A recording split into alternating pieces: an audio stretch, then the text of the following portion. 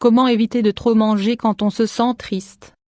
La fameuse scène de la jeune femme allongée dans un canapé, tenant un grand pot de glace au chocolat dans la main et pleurant, seule devant son téléviseur, est gravée dans notre inconscient collectif. Même si votre situation personnelle est certainement différente, que vous choisissez un autre type de nourriture ou une autre ambiance pour soulager vos peines, ce qui est certain c'est que nous avons tendance à nous venger sur la nourriture quand nous nous sentons déprimés, tristes et anxieux. Comment pouvons-nous éviter de nous jeter sur nos aliments préférés dans ces moments de doute? Nous allons tout vous dire dans la suite de cet article. Manger émotionnellement. Lorsque nous sommes stressés, nous mangeons.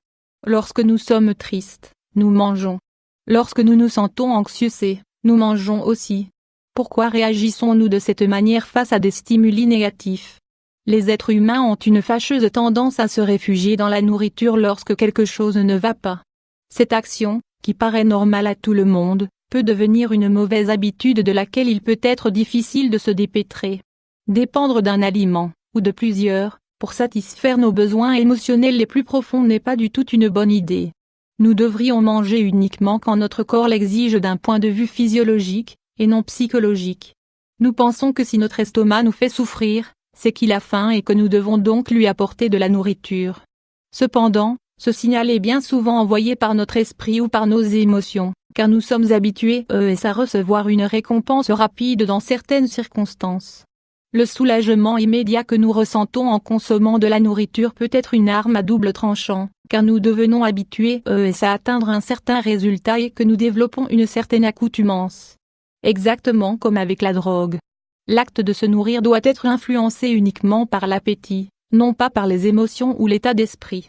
Le problème est que nous ne pouvons pas toujours différencier les moments où nous avons faim à cause d'une nécessité physiologique de ceux durant lesquels notre cerveau exige de ressentir la sensation de plaisir que nous ressentons lorsque nous mangeons.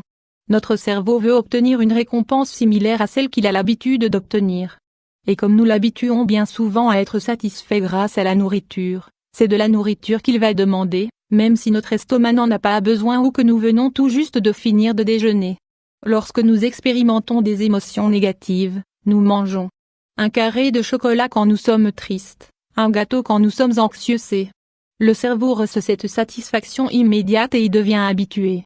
Voilà pourquoi il est difficile de se débarrasser de cette mauvaise habitude. Quelques étapes pour vous empêcher de manger émotionnellement. Nous sommes toutes sensibles à ce que les psychologues appellent des aliments réconfort. C'est-à-dire ceux que nous choisissons dans certains contextes ou lorsque nous ressentons certaines émotions. Par exemple, lorsque nous nous disputons avec notre partenaire, nous mangeons du chocolat. Lorsque nous sommes anxieux ou ennuyés, nous consommons des frites. À l'inverse, quand nous sommes déprimés, nous allons davantage opter pour des gâteaux et de la glace. Le fait que personne ne se console en mangeant une carotte, une tomate ou une pomme ne vous paraît-il pas étrange? La différence réside dans le fait que ces aliments ne contiennent pas de quantité élevée de graisse et qu'ils ne sont donc pas aussi satisfaisants, du moins du point de vue de notre cerveau.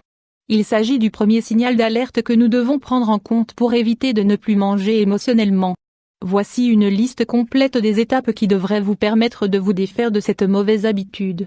Déterminer si vous avez réellement faim, c'est certainement l'une des étapes les plus compliquées mais, si vous y parvenez, le reste sera un véritable jeu d'enfant.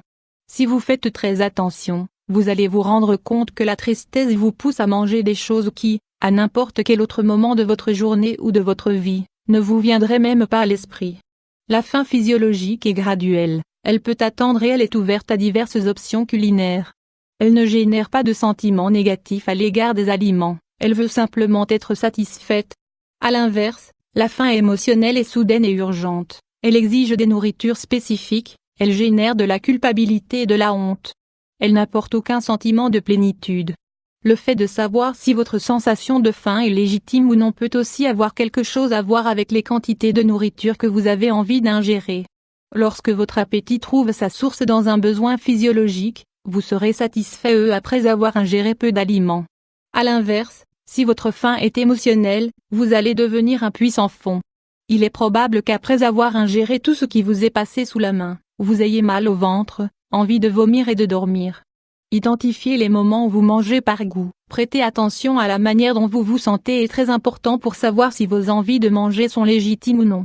Par exemple, Si à chaque fois qu'un examen se passe mal, que vous faites une erreur au travail, que vous vous disputez avec vos parents ou que vous avez une altercation avec votre partenaire, vous commencez à dévorer des aliments, il est fort probable que ce soit la tristesse qui parle, et non votre estomac.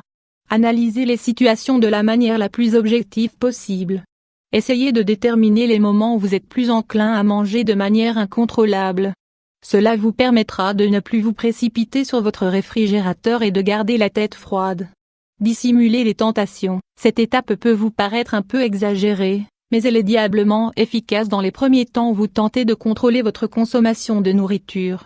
Si vous allez à la cuisine pour manger un morceau de chocolat et que la première chose que vous croisez sur votre chemin est une orange, vous avez deux options, manger l'orange ou revenir à ce que vous étiez en train de faire. Vous pourriez aller acheter du chocolat, mais ce n'est pas la question. Si vous avez faim de quelque chose de salé et que la première chose que vous croisez sur votre chemin est une assiette de frites, qu'allez-vous faire? La manger, bien sûr. Ce que nous voulons vous dire par là, ce n'est pas de vous priver totalement des produits qui vous permettent de vous faire un petit plaisir de temps en temps.